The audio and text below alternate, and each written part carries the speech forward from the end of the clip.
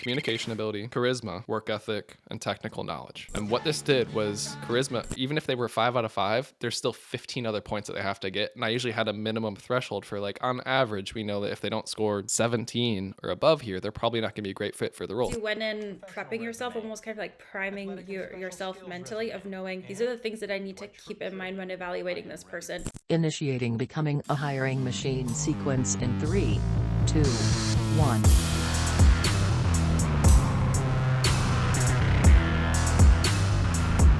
Hey everyone, it's Sam Keenley, and welcome to Becoming a Hiring Machine. This is the show dedicated to fixing recruitment by going beyond saying what needs to change and instead teaches you how to make that change.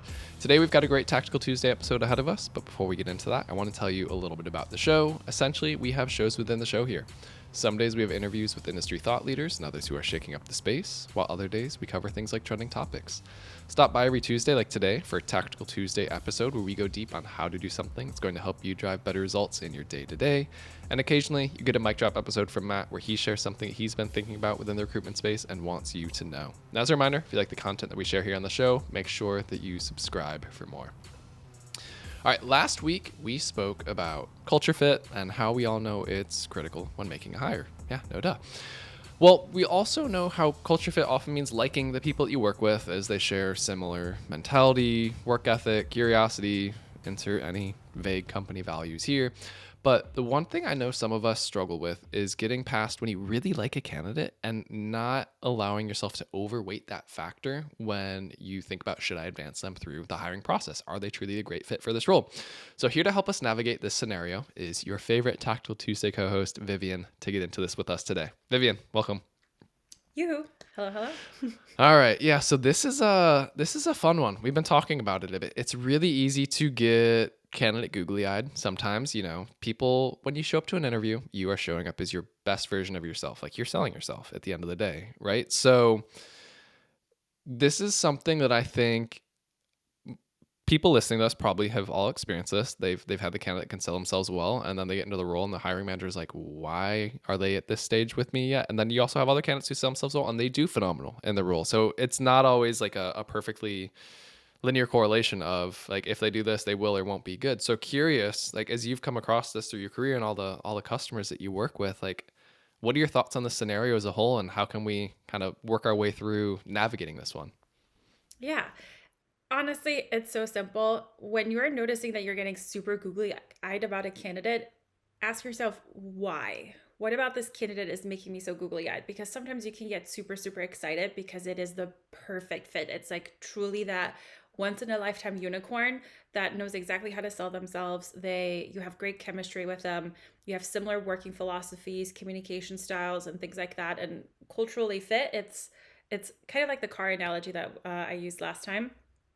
The parts fit, use the right headlights, use the right transmission. I don't know.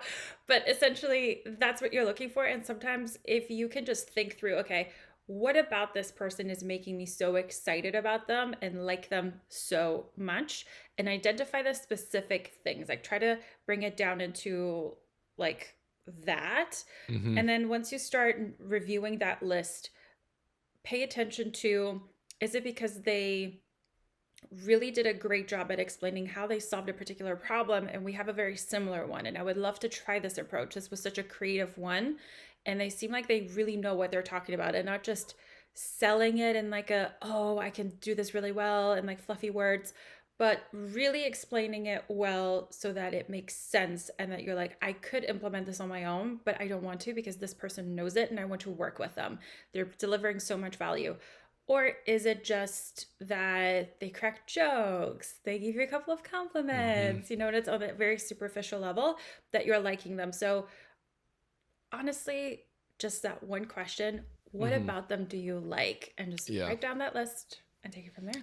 Yeah. And as much as we'd love it to be black and white, it's either they are going super deep on the stuff and you can tell they're a perfect fit, or they're complimenting. Yeah, usually they're straddling that line. They're doing a little bit of both. But like you said, when you write that out in a list, you can see very clearly, like, is it skewing one way or the other with that? And for those who are just listening, I did a really cool wave motion with my body while I was saying that. It's going to help you understand, why is it that you're liking them? Is it technical fit, culture fit, or is it they've got good charisma, for lack of a better term. Yep. That's really all it is, because ultimately, and you don't have to share this list with anyone, this is mainly just reflect on it yourself. Because if you're just liking them a whole lot because they're very charismatic, the problem is going to come down the line where once you're actually working with them, are you working well with them? Because when you're not able to work well with them and you're constantly clashing, there's different styles of communication. There's a lot getting missed in the middle just because those are two people that are too different and aren't able to meet in the middle somewhere, somehow. You're going to dislike them very quickly. And Mm-hmm. so liking someone isn't, personality wise, isn't enough to have a really good working relationship. If you're neutral about someone that is really great, that did a really great job presenting themselves, maybe they're not as charismatic, but everything else is in place, you're going to grow into liking them a whole lot because you're working well with them.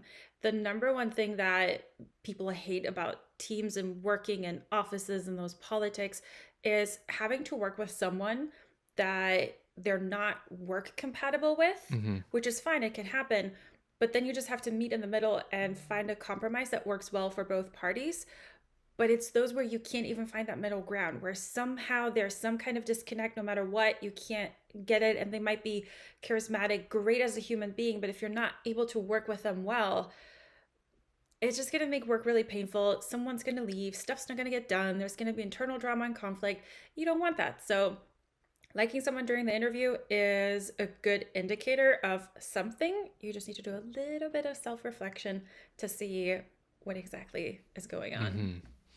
So I'm curious to get your thoughts on this. One thing I did in a former role, it was client facing. So you had to be presenting in front of leadership at different companies, but it's still very technical. You were doing the work. You're an agency. You're being outsourced to.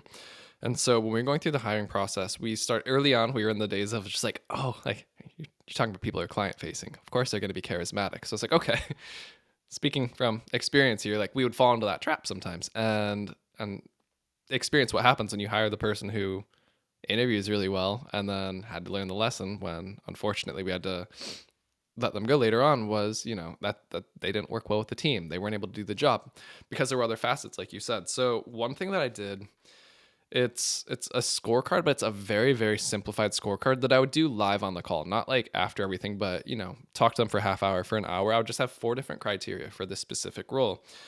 It was, and I would score it 1 to 5 for each of these: communication ability, charisma, work ethic, and technical knowledge. And what this did was charisma, even if they were 5 out of 5, there's still 15 other points that they have to get. And I usually had a minimum threshold for, like, on average, we know that if they don't score 17 or above here, they're probably not going to be a great fit for the role. So even if they do super well with you're rounding that out with these other factors that, to your point, are going to be important with the company. So insert any other, like we said, values, traits, other items as part of this. But that was a good way for me to ground myself during the actual conversation. So I wasn't looking back googly-eyed later on when I was doing the intake form or anything else, be like, oh, we have to hire this person. But I was forcing myself to look through it with a much more, I don't even know the word for this, just a better eye. Yeah.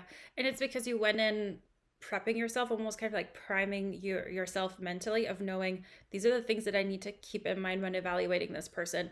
And so just simply prepping for the interview, and this is where recruiters can be so incredibly valuable when doing an interview prep with hiring managers, which is actually a very rare thing in the industry, Mm-hmm. because hiring managers are like, I know what I'm looking for, and it's like, okay, but are you going to get swept up in the charisma of this person, or will you be able to stay grounded and remember, why are you actually looking for someone? What are you looking for in them? Mm-hmm. And having any kind of criteria up front, even if you're just prepping questions and what kind of answers you want to look for, something to help yourself get grounded in, this is what I'm really looking for, that's going to be a game changer. It can be something like the 4 points that you had and having like a little scoring system. It can just even be the recruiter talking to the hiring manager and saying, okay, envision the person that you worked with really, really well. What about them made it so easy to work with them? Why did you like them? What are you envisioning for this particular person that you're about to bring on? Just bringing them back top of mind right before the interview or really close to it is enough to help prime the brain to kind of like look for that Mm-hmm. criteria. It's kind of like that yellow car theory. You never see yellow cars until somebody says, hey, yellow car, Yep. and all of a sudden you see them everywhere. It's not like, yesterday everybody decided to go and buy yellow cars all of a sudden and like drive in your area. It's your brain is now focusing on that.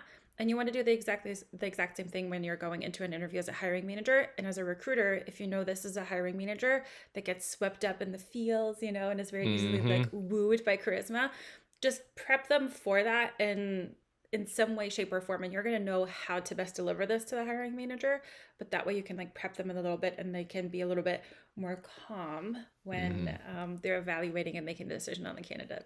Yeah, that's such a great way of putting it. Just priming yourself, priming your hiring manager for like what is it that matters in this. Okay. I love it. Okay, this was a great tactical one. I like this. I know we said we wanted to be short to the point on this one, really get into it. So hopefully this helps other recruiters. I know you and I having this conversation has helped me as I go about it. So as always, thank you for joining us to share all your lovely knowledge, Vivien.